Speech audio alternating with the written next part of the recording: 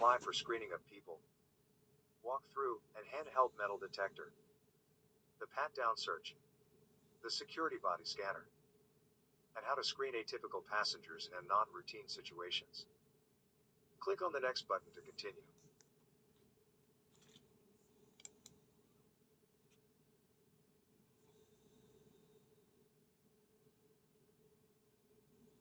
Checked and carry-on luggage are not the only places where prohibited articles can be concealed.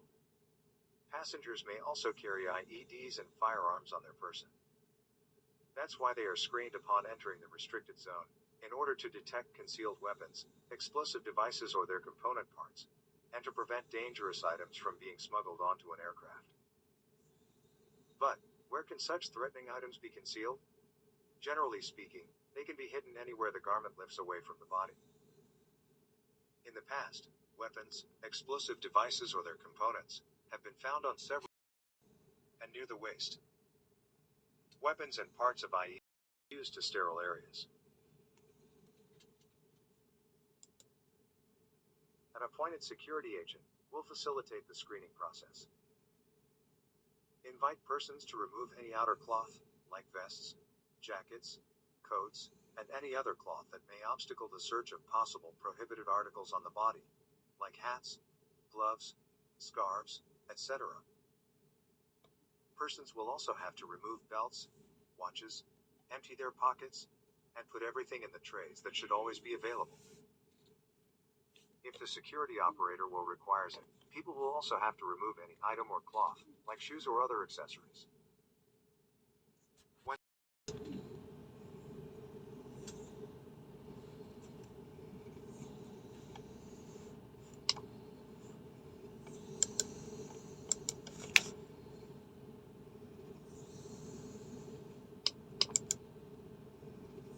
The walk-through metal detector, or WTMD, is a device sensitive to metal passing through it, or close to it. It is used to ensure that passengers and persons other than passengers are not carrying any concealed weapons. Walk-through metal detectors have lights built into the side of the arch, which indicate the areas on a person's body where metal items are located. Remember, anytime an alarm sounds, the source must be identified. Never let anyone enter the restricted zone without first identifying and clearing all sources of the alarm. As we said, when operating a walk-through metal detector, persons have to be prepared before passing through it, removing objects from the body, place them in a tray, and then, on the X-ray belt to be screened. The walk-through metal detector is designed for normal walking. Ask the person to walk through it at a normal pace. Don't allow the passenger to move very slowly, very quickly or with arms to the sides or above the head. Persons must not hop, skip, spin, or pass through the archway backwards. Passengers who do not cause the metal detector to alarm will be randomly selected for either a pat-down search, or with an explosive trace detection system. Such selection is generally set by an automatic built-in alert system, named quota, which can be configured according to the percentage required locally, and may change from country to country, according also to a specific threat level.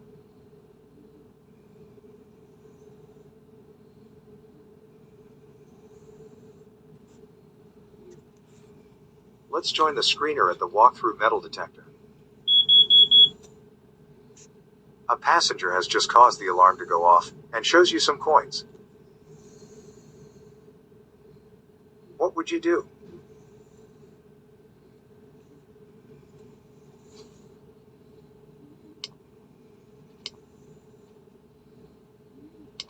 Right. Even if the passenger shows you a metal object, you must make sure there are no other metal items that he is knowingly attempting to bring on board.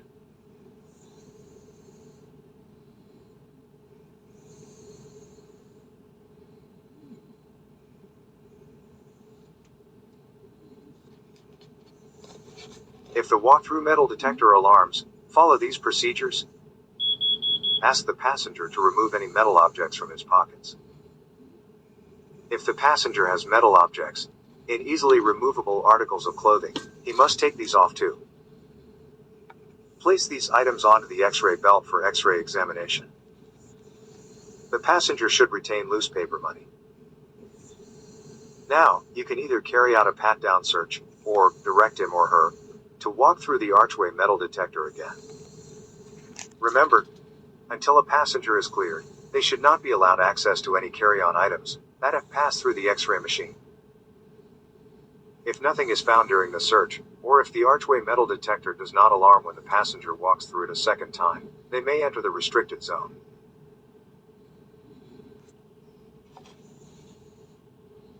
But, what if the person passes through the walk-through metal detector a second time, and the alarm goes off again? He explained that the non-removable metal tag on his pants might be the problem. What would you do?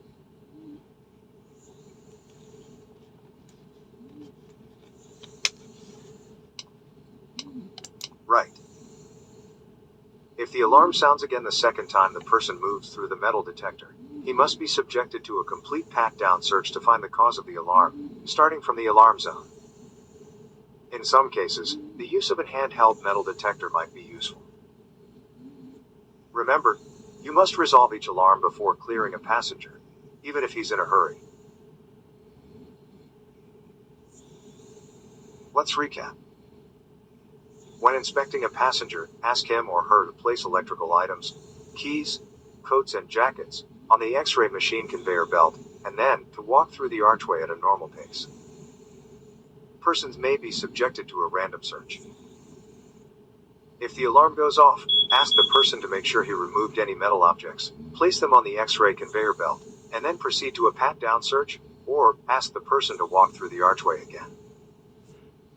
If the alarm goes off again, the person must be subjected to a pat-down search, starting from the zone indicated by the device. Remember, every alarm must be resolved before allowing the person to the security restricted area.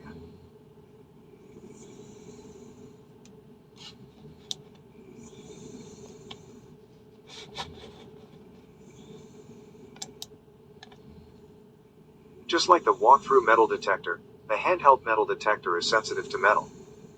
Its alarm will go off when it is close to a metal object. Remember, the handheld metal detector is used only as an aid to a physical search, for those areas not accessible to manual checks. The use of a handheld metal detector equipment is never alternative, or a replacement, of a full pat-down search. This search should be conducted in a location where it does not interfere with the traffic passing through the walk-through metal detector. Handheld metal detectors come in different brands and shapes, but they all operate in the same manner. To operate correctly, the handheld detector should be held at 1 to 3 inches, or 3 to 7 centimeters, from the person's body. Since the handheld metal detector is battery-powered, make sure you test it before you start your duty, by passing it over a test object to ensure that its alarm goes off.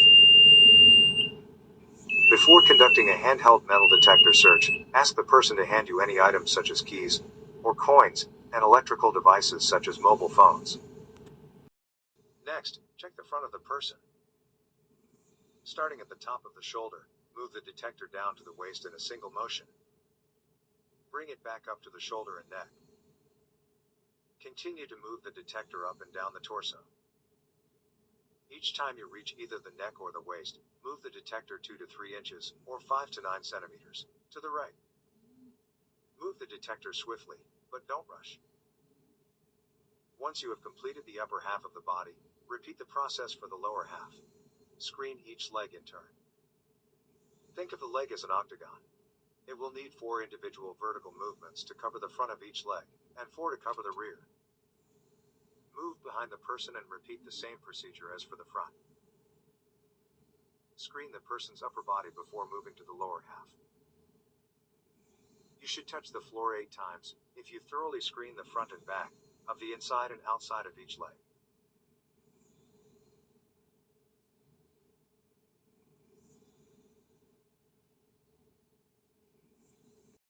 Person to remove any item in the area of the alarm, and verify that they are not dangerous, or restricted items. Pat-down search. If the alarm goes off, ask the person to remove any metal objects, and verify that they are not dangerous or prohibited. Then, resume the inspection where it stopped. A limited pat-down search must be performed when the handheld metal detector does not resolve the source of the alarm.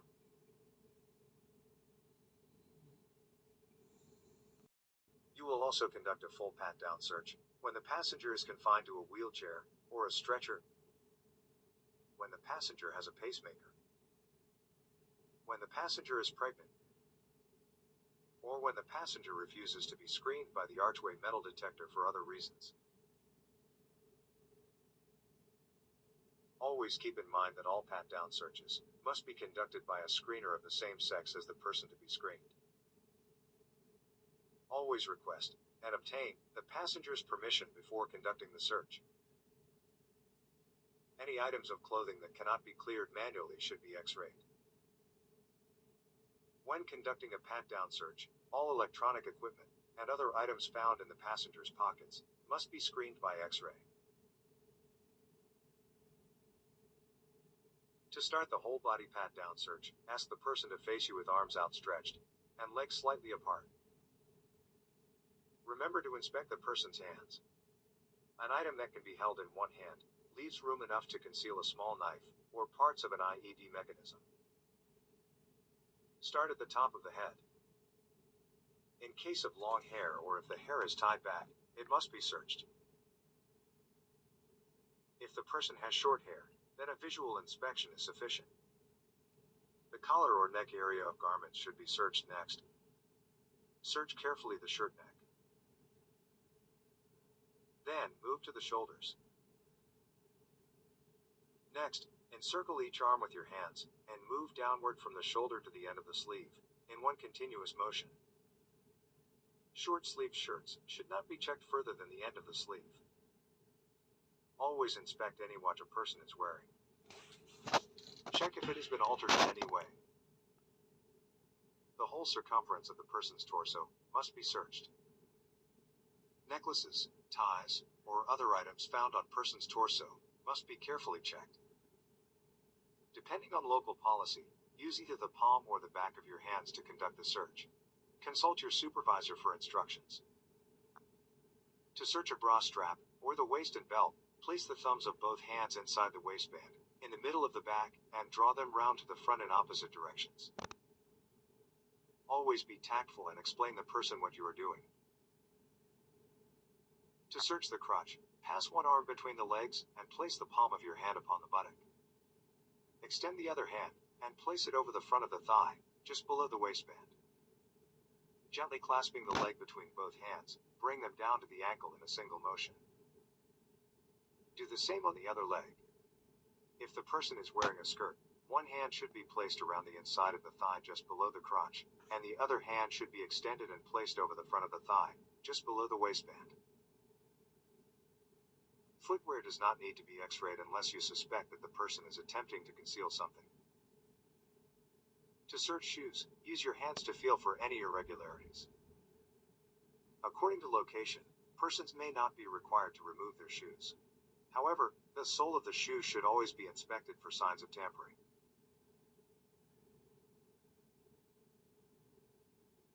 Remember, a poorly executed pat-down search is uncomfortable and embarrassing for both the person that undergoes the screening process and the screener. It is also a security liability. Be efficient and self-confident when performing the search, but do not be rude. Communicate clearly with the person you are inspecting. Always treat him or her with respect, and try your best to be polite and tactful during the search, particularly when inspecting sensitive areas.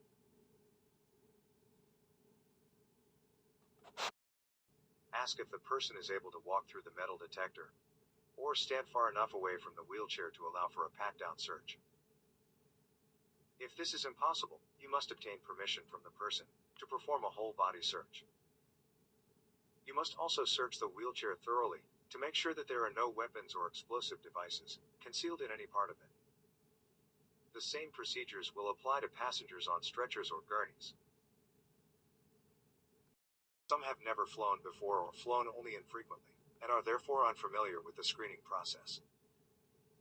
Patience, openness, and kindness are most effective in assisting these passengers. When screening people with hearing disabilities, or with whom you cannot speak because of language barriers, you may find it difficult to tell them what to do. In such situations, show the passengers what is required of them, by pointing to or visually demonstrating the necessary actions.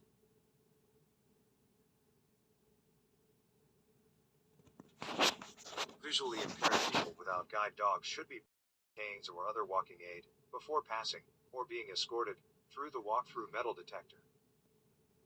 Remember, walking aids must be processed with X-ray screening because, like any other item, they might conceal prohibited articles.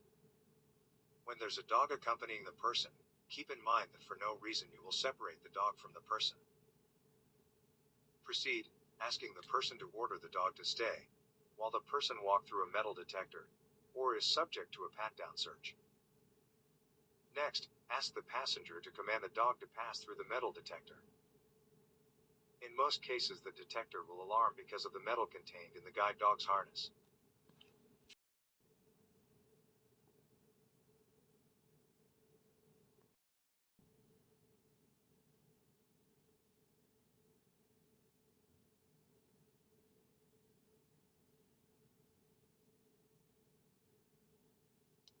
No, it's wrong. Remember, all methods of screening require the person's consent. People who are not screened and cleared cannot enter the restricted zone. Screening of people, walk-through and handheld metal detector, the pat-down search, the security body scanner, and how to screen atypical passengers in non-routine situations. Click on the button to complete.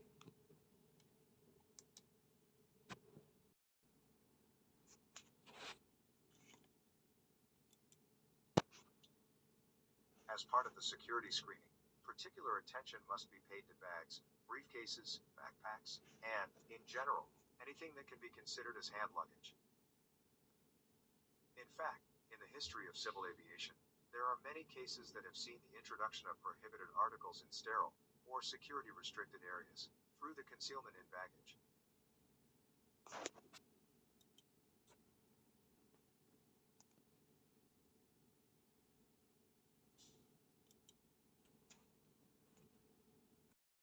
That are to be detected, as to avoid entry in a particular area, dependent on the context in which the security inspection is performed, and can include the most varied types of objects. Firearms, sharp and pointed articles, and explosive devices, or flammable substances, are prohibited items typical of all sectors, from transport to most public buildings. However, it must be considered that in other specific sectors such as sports events, detention facilities, or school buildings, security restrictions may include other types of objects, which are normally considered harmless, such as, for example, mobile phones, currency, or alcoholic substances. Refer to the module on prohibited articles for specific limitations on the subject.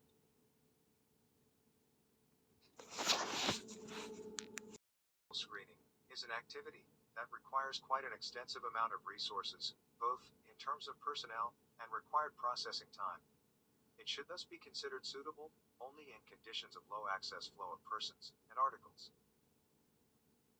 In areas where the inflow of people is high, such as airports, exhibition complexes, or concerts, this method may be used to integrate other approved screening methods, but its use as a standalone screening method should be avoided. In any case, the manual search procedure requires well-trained and motivated staff, as well as dedicated suitable areas. Lists, the screener must pay attention to any item that is deemed of suspicious nature, or which is anyway unusual or uncommon with respect to the context in which it is transported. Unidentifiable substances, unusual wiring, or any uncommon object that appears to have been altered in some way, must increase the level of attention and possibly resort to a more in-depth inspection. Of no less importance are all those circumstances in which a suitcase, bag, or container of any kind appears to have been modified or tampered with. Any cuts in the linings, necklines, repairs, or suspicious bulges could indicate an attempt to conceal a prohibited item, or the presence of mechanisms for activating explosive and incendiary devices. For such reasons, it is always recommended to carefully observe the outside of the container, especially near the openings and internal joints. Given the considerable variety of possible conditions, it is understood how much training and practice are essential prerogatives to be able to perform a manual inspection in the best and efficient manner. To any tampering or anomalies. Particular attention must be paid to hinges, padlocks, or other closing mechanisms. The presence of threads, stains, pungent odors, or other abnormal situations must alert the screener and activate the required precautionary or contingency measures. Ask the owner to open the luggage in all its openings, such as pockets, zippers, or other. The purpose is to help the security officer to identify, with certainty, all accesses to contents, and, above all, to observe the level of familiarity that the owner has with his bag and objects contained therein. Lack of familiarity, or any uncertainty in the opening process, could indicate that the subject is not the actual owner of the object, thus imply a particularly suspicious condition. At this point, the owner must no longer have direct access to the bag, nor its contents. However, as mentioned earlier, the owner's presence is required throughout the manual screening process. After carefully examining the inner parts of the bag, the screener proceeds to extract the contents, possibly one object at a time. At this stage, it is necessary to observe each individual object, weighing it and looking for any anomalies, both in the object itself and with respect to the context in which it is transported. It is necessary to remind you on the obligation to comply with the regulated provisions regarding privacy and personal property, recognizing the parameters of good manners and respect. Always handle other person's objects with care, avoiding any potential damage thereto, and placing the extracted items in an orderly manner and organized sequence, which will help in restoring the contents in the original packing position.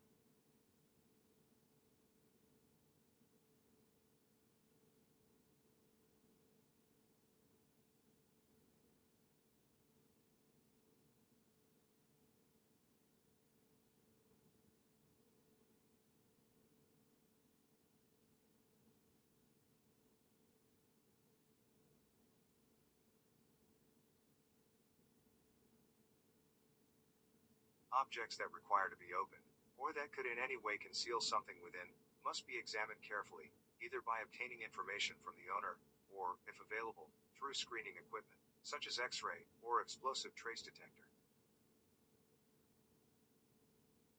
Once the bag has been completely emptied of its contents, the screener checks its weight, which needs to be consistent with the bag type and size, and must then pass a hand over the surfaces as to detect the presence of any concealed object.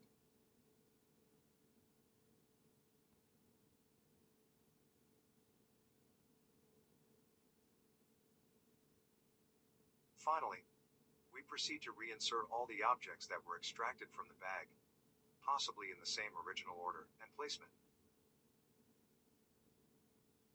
At this point, the bag search can be considered completed. Thank the owner, and return the inspected item.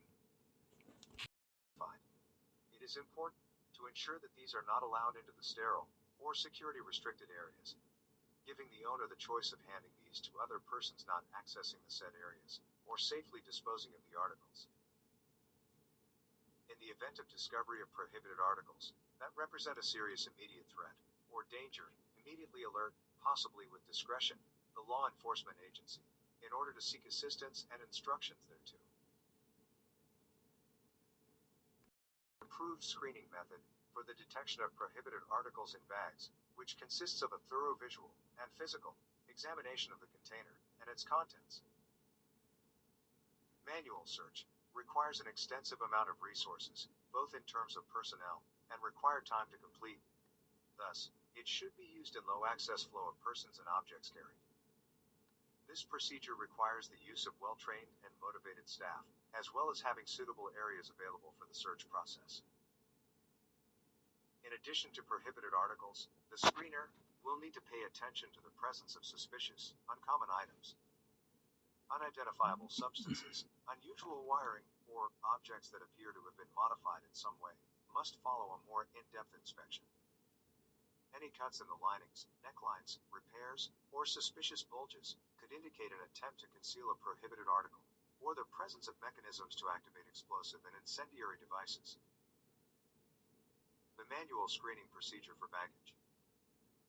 1. Obtain consent from the owner. 2. Carefully observe the outside of the bag. 3. Ask the owner to open all openings. 4. Do not allow persons to access the baggage. 5. Extract the content, examining each item. 6. Systematically place objects in an orderly manner next to the bag. 7. Inspect closed objects and items that could conceal prohibited articles. 8. Reinsert the contents in the container, thank the passenger, and return the screened item.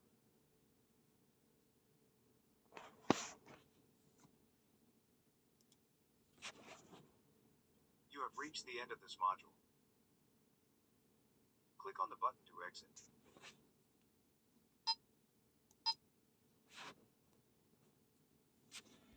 We will examine alternative screening methods that may be employed at a security control point. The reasons for using such alternative screening means may be due to different factors, the main one being that a single screening method, or technology, has its own advantages, but also its limitations. For example, a metal detector will detect metals, but not other prohibited and dangerous substances, such as explosives, that may be used to commit acts of unlawful interference against civil aviation. Thus, by applying redundancy with different types of screening measures, the aforementioned limitations are mitigated to a more acceptable level. This is why EU and national related regulations will specify the approved alternate and additional screening methods, its deployment needs, as well as specifications can make the detection of those explosives much more difficult. In order to detect whether an item contains, or has contained, or is made of explosive material, machines were developed that could detect the tiniest trace of explosive material. These machines are referred to as explosive trace detection machines, or ETD. Trace detection is a technique for detecting minute particles of explosive material. It can be used to tell whether if a person has recently come into contact with any explosive material, or to tell if a container of any kind, or object, contains explosive material. This device works on the principle that anyone who comes into contact with explosives is likely to pick up traces of explosive material, which can then be transferred onto other items.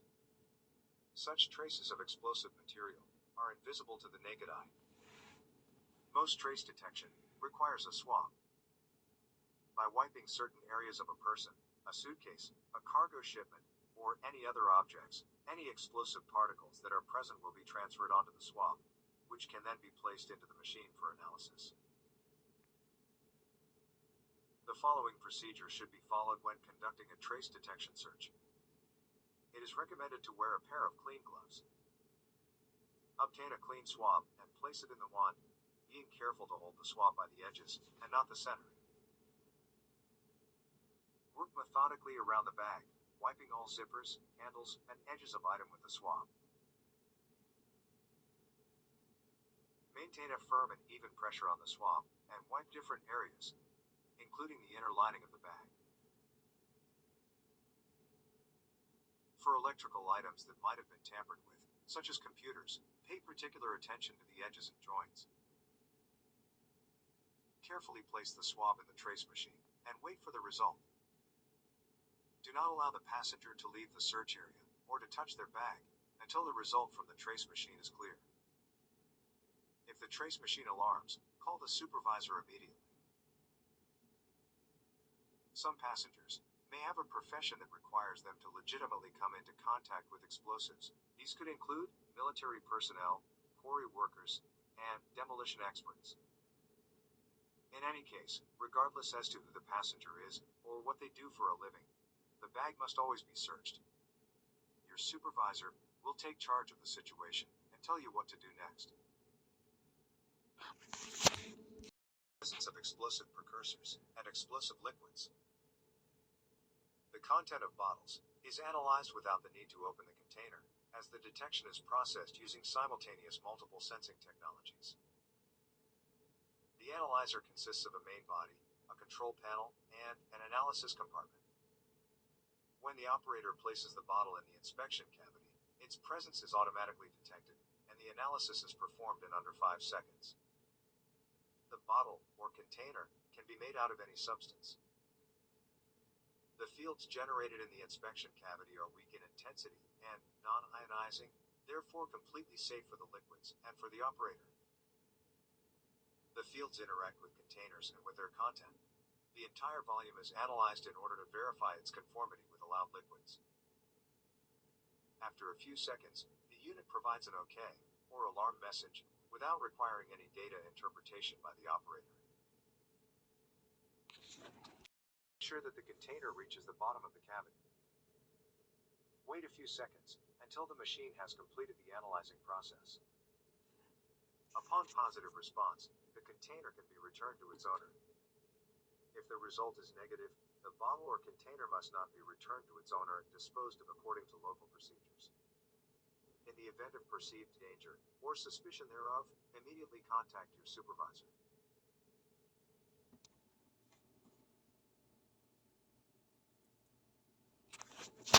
In addition, result, the container will not be allowed to the security restricted areas. In the event of perceived danger, or suspicion thereof, immediately contact the supervisor. Detection, or SMD, equipment which are able to detect and to indicate, by means of an alarm, specified metallic items.